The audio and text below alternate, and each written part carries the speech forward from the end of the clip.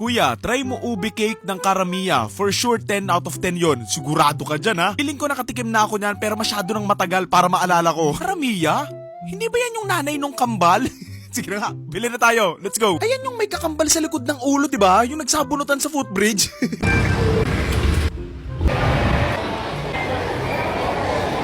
Cake, ubi cake. Ito ba yung ubi cake na tinutukoy niya?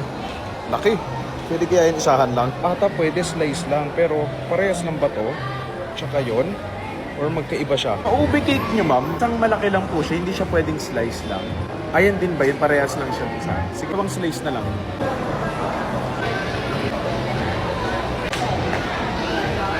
Thank you. Kabili tayo.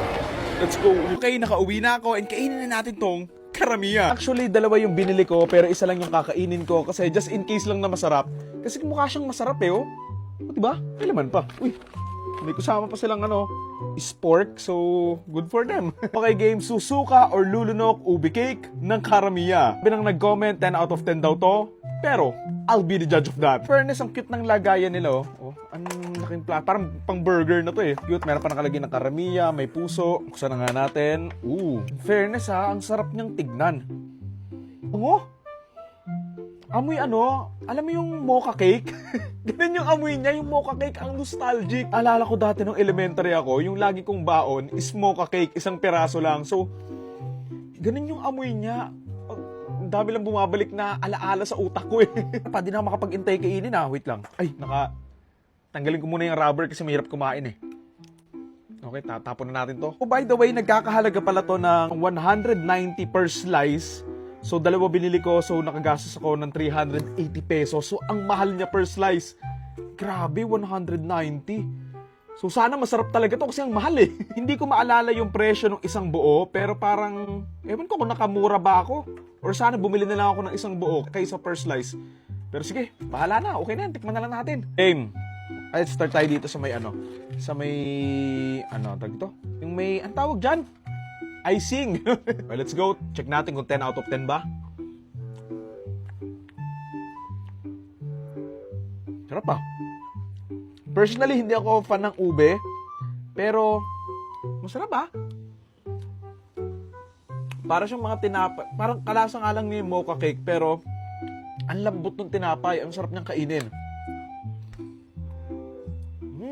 Sarap. Pagkakaalala ko, nakatikim na ako nito. Pero medyo matagal na nga. Kasi nga, hindi ako masyadong fan ng mga ganitong klaseng cake. Kasi kung usapang cake, ang palagi ko lang binibili, either Goldilocks or Red Ribbon. Tapos, basta chocolate cake. Hindi ako nag-explore ng mga mocha, mga ganyan-ganyan. Kasi nga, okay na sa akin yun eh. Pero ito, ngayong natikman ko na siya, and talagang nanamnam ko yung lasa niya, masarap naman pala.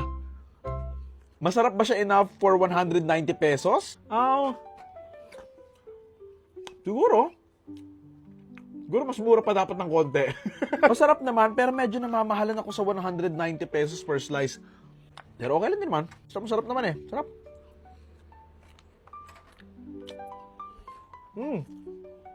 Parang a-agree akong 10 out of 10 ah.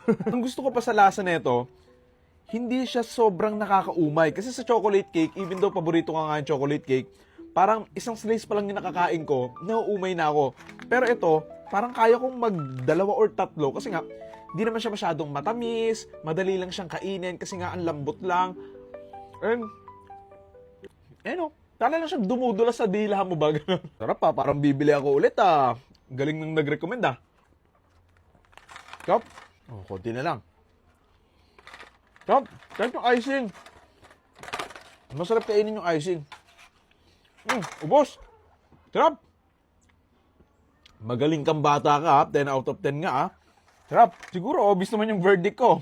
Lulunok. I mean, nung una medyo nagda-doubt ako na lulunok pero medyo, pero nung natikman ko ngayon, ang sarap pala. Alam ko kasi nakatikim na ako nito, pero hindi ko maalala na ganito kasarap eh. So baka iba yung natikman ko. At anyway, ito ang ubi cake ng Karamiya. Masarap naman siya. Medyo namamahalan lang talaga ako sa 190, pero I like yung packaging. Gusto ko yung pagiging soft. Gusto ko yung lasa ng icing mismo. Ang sarap niyang kainin, hindi agad nakakaumay. And ayun, sarap. Good for Karamiya. Yun lang. Thank you!